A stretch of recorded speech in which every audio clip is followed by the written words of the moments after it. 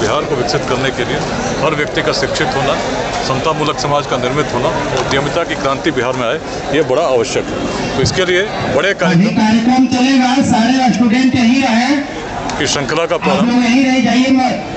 बेगूसराय की धरती से 10 दिसंबर को हुआ था।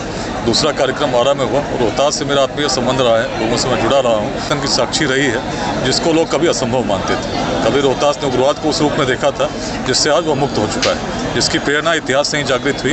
लोगों के सहयोग से ही इस प्रकार का बड़ा परिवर्तन संभव हुआ। इसी संदेश को पूरे बिहार में, जो मैंने बगहा में अनुभव किया, रोहतास में अनुभव किया, जब लोग जुड़ते हैं एक प्राचीन संदेश के साथ, अपने पूर्वजों के गौरव के साथ, एक भाव के साथ और समाज में योगदान करते हैं, बड़ा परिवर्तन होता है। तो बिहार में ऐसा बड़ा परिवर्तन हो, इसके लिए बड़ा कार्यक्रम 1 दिसंबर 2024 को सासाराम के फजलगंज स्टेडियम में निर्धारित हुआ है। उसमें मैं आह्वान करने आया हूँ कि सभी लोग आएँ, बड़ी संख्या में आए और पूरे बिहार के युवा शक्ति को एक नया संदेश दें। बात करें, 10 लोग भी अगर बैठते हैं तो पहली बात मन में यही आती है कि अमुक व्यक्ति किस जाति का है। उसके अनुसार हम तय करने लगते हैं कि हमारा व्यवहार कैसा हो, हमारा आगे का संबंध कैसा होगा, उसके विषय में निर्णय भी लेते हैं।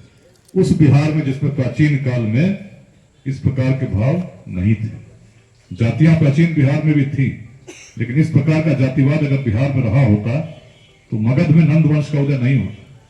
सबसे निम्न वर्ग के व्यक्ति शासक बने, किसी और क्षेत्र में नहीं बने थे।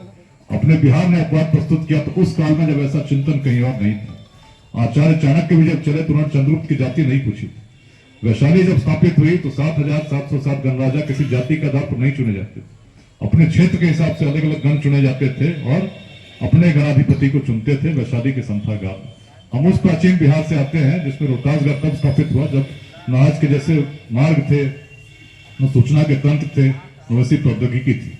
जब मुगल आए, उनके लेखक फरिश्ता ने लिखा कि दुर्ग अभेद्य है, इसको बल से नहीं केवल छल से जीता जा सकता है। और यही प्रमाण पूरे इतिहास में मिलता है। रोहतास दुर्ग को आज तक जीत नहीं सका। जब भी जीता गया छल से नहीं जीता गया। हम गौरवान्वित हो सकते हैं, लेकिन मित्रों चुनौती बहुत बड़ी है। जनसंख्या बिहार की लगभग 14 करोड़ है और 9 करोड़ लोग हैं जिनकी उम्र आज 30 साल से कम है। सबसे बड़ी जनसंख्या युवाओं की है और आने वाला बिहार कैसा होगा इस पर निर्भर करता है कि हमारे युवा किस ओर जाते हैं। यदि हम जाति संप्रदाय के नाम पर संघर्ष करते रहे तो न तो सॉफ्टवेयर के बड़े उद्योग लगेंगे, न आर्टिफिशियल इंटेलिजेंस के काम होंगे, न हम ब्लॉकचेन टेक्नोलॉजी में लीड कर पाएंगे। हर व्यक्ति को सोचना हो कि बिहार यदि बढ़ना है तो कोई व्यक्ति चाहे किसी जाति का हो, किसी संप्रदाय का हो, यदि पिछड़ा रह गया तो बिहार आगे नहीं बढ़ेगा। और भारत अपनी सामूहिक यात्रा में जिसमें लक्ष्य है 2047 तक एक विकसित भारत बने, हम सफल नहीं हो पाएंगे। और बिहार में तो क्षमता है, उस प्राचीन काल में यदि हम अखंड भारत के साम्राज्य को निर्मित कर सके, ऑक्सफोर्ड और कैम्ब्रिज के पहले नालंदा और विक्रमशिला स्थापित कर सके, तो कारण हमारे पूर्वजों की सोच थी। जातियां तब भी थी लेकिन जातिवाद इस रूप में नहीं था, जिसका कारण यदि आप पढ़ेंगे, चिंतन करेंगे। IIT में जब हमको रुकना पड़ा था कि घर नहीं जाना, पकड़ के शादी होगी, तो उपनिषद पढ़ने लगे। उपनिषद जब पढ़ने लगे तो देखा तो बिहार की सोच है, हमारे पूर्वज क्या सोचते थे और कब मैंने पाया क्या सोचते थे। हर व्यक्ति में परमात्मा का अंश है। और जब भी विद्यार्थियों से बात करता हूँ, मेरे वीडियोस देख सकते हैं, एक ही संदेश इस पूरे अभियान का देता हूँ जिसमें कहता हूँ प्राचीन उपनिषद का मंत्र है, आप भी सुन लीजिए। संवाद तो बड़ा होगा और संवाद में क्यों आना वो बताऊंगा, लेकिन मंत्र क्या है? ओम पूर्णमदः पूर्णमिदं पूर्णात् पूर्णमुदच्यते पूर्णस्य पूर्णमादाय पूर्णमेवावशिष्यते। जो पूर्ण था पूर्ण ही रहता है, पुनः पूर्ण में विलीन हो जाता है। किसी भी सफलता के पीछे यदि अपने जीवन में अपने लक्ष्य को प्राप्त करना चाहते हो, इस मंत्र को यदि स्मरण करेंगे, हिंदू हो सकते हैं, मुसलमान हो सकते हैं, ईसाई हो सकते हैं, लेकिन इस मंत्र के भाव को यदि हम समझते हैं तो कभी असफल नहीं होंगे। मंत्र क्या कहता है, ऋषि की दृष्टि क्या थी, इसको अगर समझ गए तो उस समय की बिहार की दृष्टि को हम समझ जाएंगे और तब समझेंगे क्यों उस कार्यक्रम की आवश्यकता है जो हम लोग फजलगंज स्टेडियम में करना चाहते हैं। मंत्र कहता है कि जो पूर्ण था पूर्ण ही रहता है, पूर्ण पुनः पूर्ण में विलीन हो जाता है। The complete remains complete and goes back to the complete. ये कंप्लीट कौन है, पूर्ण कौन है? क्या किसी अपने मित्र को जानते हैं जो पूर्ण है, जिसमें कोई कमी नहीं है? या किसी ऐसे व्यक्ति को जानते हैं जो पूर्ण है? जानते हैं क्या? कोई है जो पूर्ण है? कौन हो सकता है पूर्ण, जिसमें कोई कमी ना हो? जाहिर सी बात, ईश्वर की बात हम लोग करेंगे कि ईश्वर ही हो सकते हैं, सर्वशक्तिमान हो सकते हैं। और यदि हम किसी धर्म को मानते हैं तो हम ये तो मानते हैं ना कि ईश्वर का एक अंश हमने है, सबकी रचना उन्हीं सर्वशक्तिमान ने की। मानते हैं कि नहीं मानते हैं?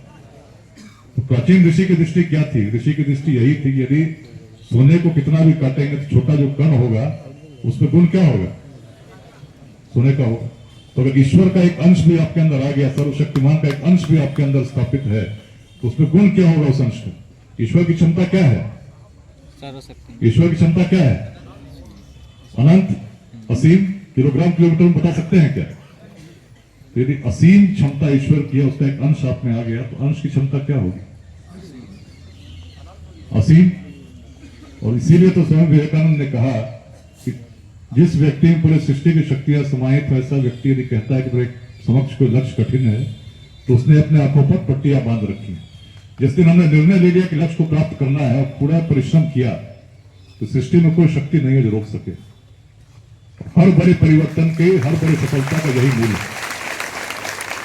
लेकिन ईश्वर ने जो ऊर्जा दी उसको आपस में लगाने लगे, एक दूसरे से ईर्ष्या करने लगे, संघर्ष करने लगे, एक दूसरे का अनुकरण करने लगे, तो लक्ष्य मिलेगा क्या?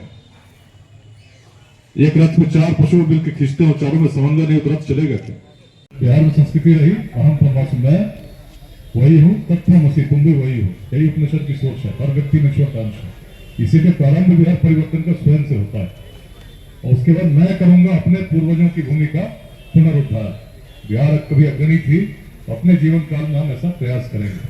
तो शुरू करें? पक्का? तो आवाज रोहतास की होनी चाहिए। मैं बदलूंगा। रोहतास की आवाज देखिए फिर से। मैं बदलूंगा, मैं बदलूंगा बिहार, मैं करूंगा अपने पूर्वजों की भूमि का पुनरुद्धार। आइए मिलकर प्रेरित करें बिहार। जय बिहार, जय हिंद, धन्यवाद। बहुत बहुत धन्यवाद सर। आज हम सभी के बीच आज के हमारे मुख्य अतिथि